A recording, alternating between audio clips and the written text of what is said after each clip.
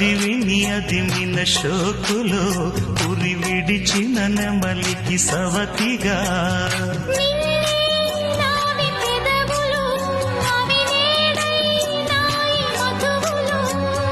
రెండు నాయి తనువులు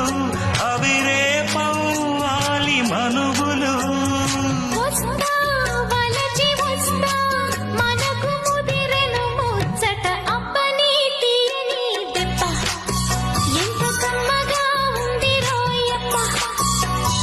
అమ్మ నేనున్న నీ బుగ్గ ఎంత లేదగా ఉన్నదే మొగ్గ పురుషుల్లా